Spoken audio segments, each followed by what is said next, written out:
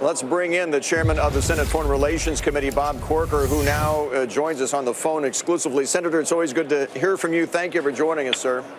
Thank you. Always good to be with you. Thank you so much. As you know, Iran has already responded to these sanctions, calling it a violation of U.S. legal commitments as it pertains to the nuclear deal and of the UN Security Council resolution that endorsed the nuclear deal.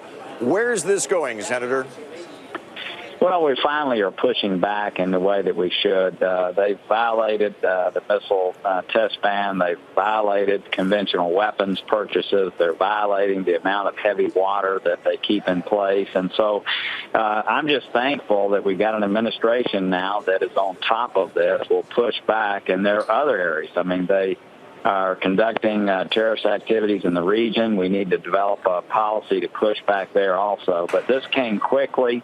There was no dawdling around. They laid out a plan. They called their international partners around the world early this morning, and they put it in place. And I congratulate them and thank them and appreciate the opportunity to work with them on this.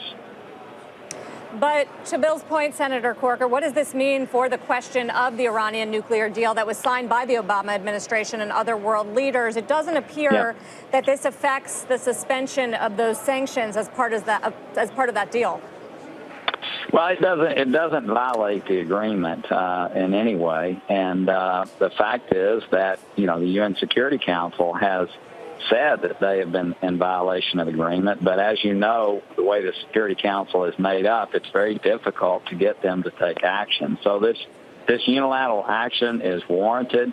If we do not push back against Iran and just, I would use the word radically enforce this agreement, they will take every opportunity to violate. And over time, they will, in fact, be in a very different place. So this is an important step. It's an important signal, and I think more is going to be coming on the way. If you're going to have an agreement with a country like Iran, you've got to enforce it, and this is the first step towards making sure we're doing that. And one business question here. What does it mean for the likes of Boeing, who have made deals with Iranian companies as a result of the suspension of the sanctions, and other European companies as well that have signed deals? What would you like to see happen with all of that?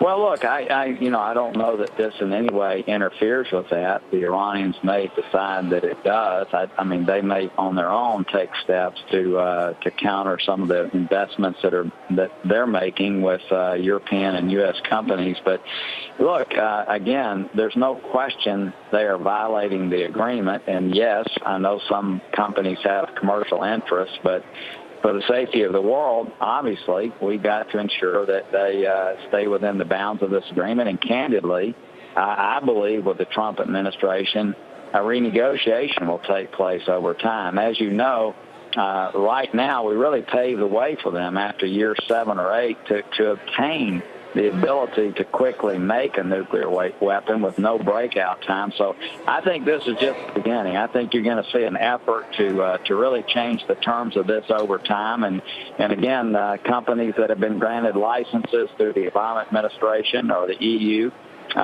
just need to understand that help is on the way with this. Help is on the way as far as countering what they're doing.